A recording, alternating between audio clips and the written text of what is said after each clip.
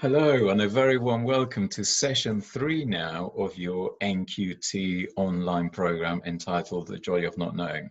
I really hope that your teaching is going really well, that you're enjoying your year up to now, and that you've had a really good opportunity to reflect back upon all the really interesting things that we covered in session 1 and session 2, the importance particularly with the importance that not knowing plays in the process of learning, and how we broke the process of learning into 6 different stages, and then how in session 2 we created the environments in the classroom that enable every learner to really thrive at all times.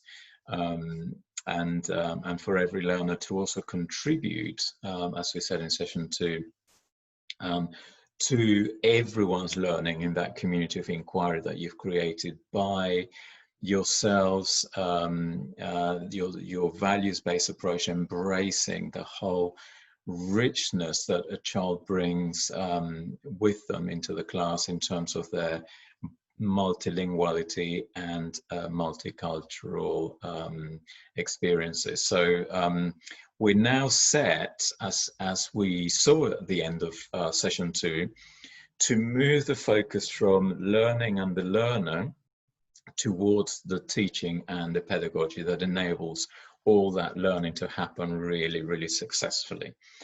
I really hope that you had, that you created your own model of learning. It would be great in our live session to hear what those are.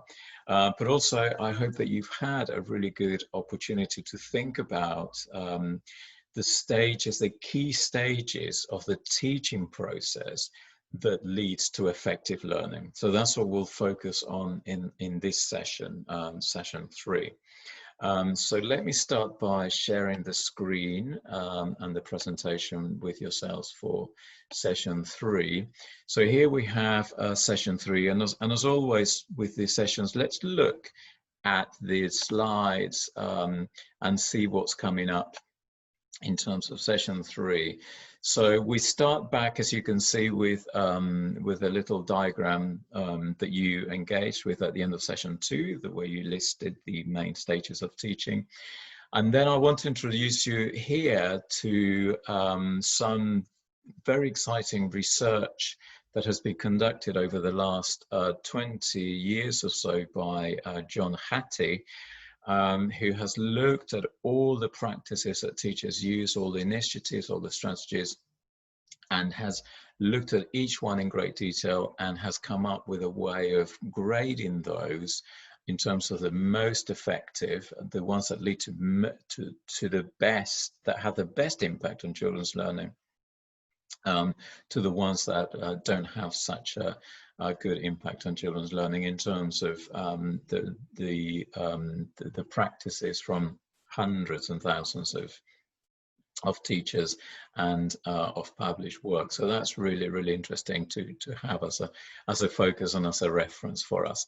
And then, as you can see, the next 3-4 slides introduce us to the actual model of excellence, enrichment and enjoyment, which bring together my personal experience and all the research I've seen, all the actual practices that I've led, that have demonstrated to me that those strategies have the greatest impact on children's learning and also on the enjoyment of the learning.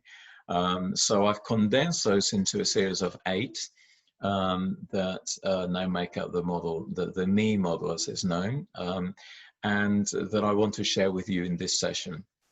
But remember, as we do all this, that these are just 8 that I've created, and what would be really useful is for you to then think and reflect on each of those stages and see how they match and reflect your own practice. And you may want to add some more, take some away, replace some. So this is your opportunity to create, your own little model of how you enjoy teaching. So let's start by looking at the presentation at a time. So we are focusing on what's called the JONK model of excellence, enrichment, and enjoyment. And those three, that's the me model. Those three words are real key words in terms of the philosophy of education that I've always like to follow and like to share with the children in the class. And the word enrichment and enjoyment and excellence. Excellence is a kind of aspiration and the belief that they're all able to achieve really excellent outcomes in everything that you do. The enrichment just looks at the fact that the way that you present the teaching really enriches their lives. And all the teaching, when it's presented in an open-ended, thought-provoking way, enables them to enrich the initial aspect that you intended to teach them. So it enriches your learning objective in so many ways, because you're enabling them to bring in their thoughts, their thinking. It's open-ended, their curiosity. So it's the idea is that it enriches what you're teaching. And then enjoyment, it goes without saying, the enormous difference that to learning that enjoyment makes is it just cannot be overstated. If a child feels at ease, if they're enjoying what they're doing, they will benefit so much more from the experience. And the repercussions of enjoying learning, particularly at primary school, is lifelong. So that's why we then link it to the lifelong learning dispositions, and that enthusiasm and craving for learning for the rest of their lives is the best gift that you can give them. So that's why those three words are part of this model. So that's where it fits in within the set of 8 sessions. So we focused on learning, now teaching, and then the next 4 sessions focus on practical strategies that enable your teaching to really stand out all the time as part of your practice. So little routines that will enable your teaching to really be a very special experience for your children at all times. Now let's look back at this slide, which was the how we finished session 2. And I hope that you've got with you the thinking that came out of this slide, where you were trying to see what the main stages of the teaching process are. What sort of things do you do as a teacher in a kind of cyclical way from start to finish that enables children to learn really effectively? And what's really interesting as well, and I want to introduce you to now, because this is something that will really form and shape your career, is the research that was done and is still being done by John Hattie, who looked at all the research evidence that exists in education and that has been published over the last 20 years or so, and looked at each initiative and looked at the impact that each initiative has on children's learning, and then assigned a mathematical formula that enabled John Hattie to then assign a mathematical value to each initiative in terms of the impact that that initiative has on children's learning. So anything above, in his formula, anything above 0.4 gets a blue line of impact. So anything above 0.4 means that that initiative has been shown to have significant impact on children's learning, will make a big difference. Between 0 and 0.4, it doesn't tend to have too much impact, and below 0, the lines then turn red, because they tend to have what's termed a negative impact on children's learning. And if you go to the the website that's shown on here, the website here, you will see there's a whole range of information which is summarized in a little poster like this. So this is a poster, the kind of summary of all the initiatives that John Hattie has studied over the years. And you can see that there is a different colored spot next to each one. And that refers to, as it says on the key, to the impact each one has. So each one has been listed and contains its own level of impact. And what's really interesting about this is that it gives you, particularly in your NQT year, the kind of freedom to start to experiment with different approaches to your teaching and to your career. So you, throughout your career, you can look at all these, and hopefully you'll see evidence of all these during the 8 sessions that we cover. But you can start looking at these and say, oh, if these have shown to have such impact on children's learning, then I might have a go and try them out. So it's great if you start to look at your career from the NQT year as one in which you are constantly experimenting and trying things out with your class and with your children, seeing what happens. Because there's nothing more exciting than to try things out with your class and to see for yourself the impact that those things are having on the children. So deriving your own evidence through your own action research is a wonderful, wonderful way to be as a practitioner. And then you can refer to these as well in terms of what you're trying, or you can refer to these in terms of starting something new. So you pick one of these and say, right, I'm going to try one of those and see if it works really well within my context, within my year group, or how can I adapt it to my context and my year group. So really, really exciting place to be and research to look into. And John Hattie's visible learning approach now is a very well-known approach to teaching and learning. And I really recommend that you look into it all and see what you can gain from it, and see how it can guide you throughout your NQT year and later on in your career. So what I'd like to introduce you to now is the is how I have then having spent all the time in the classroom experimenting, like we were just saying, and also liaising with lots of educationalists, reading lots of work, looking at John Hattie's research, you know, all that combination of collaborating with others, of seeing how things function from a personal point of view, both as a teacher and as a head teacher, or bringing all that together, I've come up with this model that summarizes all those things into 8 distinct sections. So the idea is that we now look at these 8 sections, discuss these 8 sections, and then think about how they may be adapted or may be embedded within your own practice. So each of these sections is just enabling, it's just provided for you as a way of thinking about your own practice.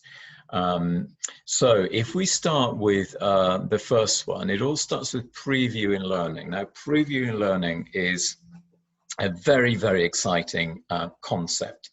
The idea of previewing learning is that the child doesn't come to the learning that you're about to present to them without having had the opportunity to think about it beforehand.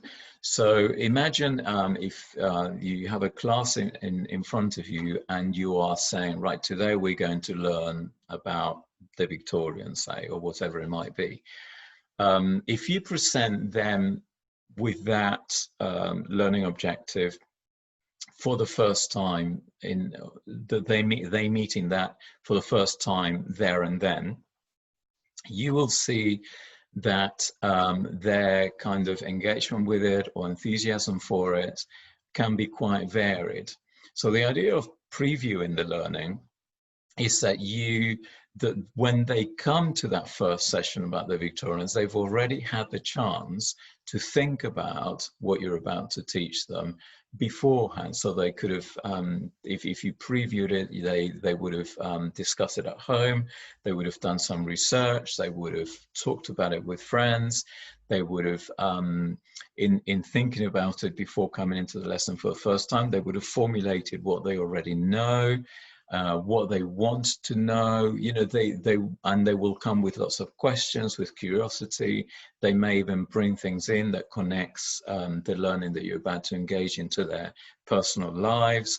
You know, that personalization of learning. There's so many advantages to ensuring that the previewing of learning forms part of your actual daily practice, the day-to-day practice of the teaching and learning process. So the idea of then being given for the children to have the opportunity to come with pre-formed ideas, also come with pre-formed sort of questions. They may have some misconceptions. They may have heard more than one thing about that's in their minds is contradictory to their understanding. So they come in the first session and bring those out. You have those conversations. You discover what misconceptions might be. There are loads and loads of benefits to starting every lesson objective or every topic with a way of yourself previewing that for the children beforehand. So that's really interesting. And then we move on to the second stage, which is called motivating learners. So this is where you are establishing the inspirational learning environment in the classroom that was discussed in session 2, and you're providing all the ideas and the presentation of the learning to the children in a way that motivates them to go from 1 to 2. So they start the learning process in our model. So this could be all sorts of things that bring the subject, the topic, the learning objective alive for the children, that they can see some personal meanings and some real value in what you're presenting to them and how you're presenting it. That's exciting them. They can see a value to their own lives. So they're motivated to want to learn. And one of the really exciting ways of motivating children with learning is to present the learning objective as a question. And so rather than having the learning objective as a statement, if you make that a question, can we investigate the properties of 2D shape, for example? It's really, really exciting because a can we question motivates the children to try and answer the question. You start to have a discussion in your classroom, in your community of inquiry. And the can we means that you're all trying to investigate that together. So the children feel very, very safe in that process. In session 6, when we look at philosophy, you'll see how the learning objective can also be introduced through a philosophical question rather than the can we question. I'll show you how that can be, if that's a philosophical question as well as being a question, how that leads to even greater motivation with your students. And then once they're motivated, it's a really good idea to model the learning for them. And so modeling takes the form of presenting the children with two very different sets of examples. One is a really good idea to present them with something that's absolutely brilliant, excellent, that they're aspiring to achieve, a really excellent example of something. And then you can pick and discuss why is this such a good example in what we're trying to achieve. They can discuss it, they can see what they're aiming at, you can make them all believe that they can achieve it, and then you provide the environment in which they can achieve it. But as well as providing them with an excellent example, it's a brilliant idea to also provide them with a really bad example. And now providing them with a really bad example of what you're trying to achieve is wonderful, because they start to, first of all, they find it very funny, but also they start to see the misconceptions or the errors or the problems that are being discussed and present in the not very good example, which will help you as a teacher to really cement and stress the misconceptions that you're trying to that you're trying to teach them to not do. So, for example, you might present them with a little bit of text that hasn't got the capital letters or the punctuation in the right place, and they find it really funny, and you can adapt it and see. But that enables them to then think, when they are doing their own learning, about their use of punctuation and capital letters in a very active learning way. So that's a great place, great thing to do. And then, and you can see how much has happened before they actually engage with the learning. So this is the stage where they actually are starting to have a go. So this would be like position 3 in our model of 6. They're starting to have a go. They are having a go with the reassurance that you've provided them with everything they need to be able to succeed. And they've got all the characteristics, dispositions, tools, strategies that will enable them to access the learning and be successful with it, and enjoy it, and enrich their own knowledge base and their own curiosity and all sorts of things. So you've provided, they know that when they're in situation 3, they have all that available to them. Now, when they engage, it's also like we said with the model of the swimming pool. Remember, it had 4 steps to go in. So that's the engagement bit. So they know that they can access the learning, they can engage with it at their own pace. So they can start at 1, 2, 3, or 4. But also, it's really good if you use that same model and say to them, you can access that at your own depth. So, which the swimming pool model works really well for. So it's not just their own pace, but their own depth.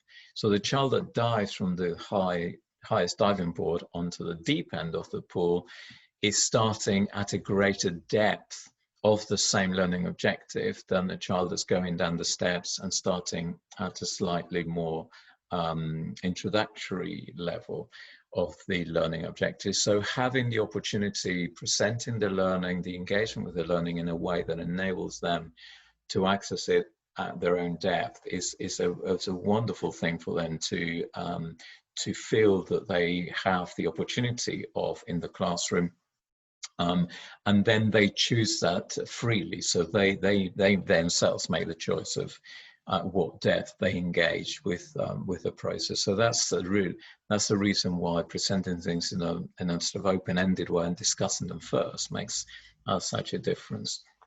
And then we come to 2 really wonderful sections: the encouraging the learners to succeed, that the whole aspect of self-esteem, and the thought that the child, in the encouragement, the thought that each child believes that you have really high expectations for them, and you believe that they can achieve an enormous amount all the time, is really wonderful, because that encourages them to then play intellectually with their knowledge. So now we're getting to position 5 and 6, where in our model, where they got to 5, but now they're playing with what's called playing intellectually, playing with their new knowledge by using it in a different context, by engaging in sort of enrichment activities, extension activities, by using what they've learned to solve another problem, or to explain it to someone else, or to create a video, or all sorts of things that enable them to play intellectually with their new knowledge is very exciting. And also, if this is exciting, then it makes this bit, the motivation and engagement bit, much easier for you as a teacher, because the children know that there's something exciting here waiting for them, so they will really want to engage with it to get there. And then these last two are very interesting. These are the giving the children the opportunity to constantly engage in conversation with yourselves in what's called feedback, to discussing their learning, to discussing what they've enjoyed, to discussing their barriers, to discussing their curiosity for more, all that sort of thing, to really talk about their learning, which means that they are engaging in a huge amount of metacognitive processes. And if you remember, the constant cycling between 3 and 4 in our diagram provides them with that opportunity to constantly be engaged in metacognitive thinking. For the model to contain it as a distinct section is very valuable indeed, because it means that your whole teaching approach of every lesson, of every topic, contains a real element of thinking about, of enabling children to think about their own thinking, what they now know that they didn't know before, what they now know that they still find difficult. You know, it's that whole concept of metacognitive opportunities as part of the daily process is what makes a difference. And then I'll show you in session 8, when we bring everything together, I'll show you how that can become part of the actual the actual part of their books as well. So the metacognition becomes part of their reflection and learning in their books, so you can evidence it as well, which is really exciting. If we take these 8 areas, but then these are sort of 8 areas from the teacher's point of view, which when shared with children can be very exciting, but they may want to develop their own language for understanding what you mean by each one of these 8 areas. And it's a really lovely way of saying to them that this is, and children themselves have come up with this terminology, they view these 2 as getting excited about learning. So they're saying that at this stage of the process, they're getting excited about learning. At this stage, they're having a go, and they're really happy to be having a go. So that's a really lovely way for them to view. So they're having a go. At this stage, they think about this stage as growing their minds. So that growth mindset, the kind of playing intellectually, developing their thinking. And so they grow, this is like growing their minds. This is where they do all the kind of exciting thinking. And they refer to this, they like to think about this section as thinking back. So thinking back together is a really lovely way of them thinking about the process of learning, that before moving on to something else, they're always thinking back to what worked well, to what they still need to learn, and all that sort of thing. So that is a really nice way of introducing the children to the 8 segments, but also describing to them in a more sort of child-orientated language, especially if you've got early years or Key Stage 1. That terminology is very useful. I also wanted to introduce you to the fact that these, as we said, as we started this session, we said that these are 8 areas that kind of summarize globally one way of looking at the process of teaching and the cycle of teaching.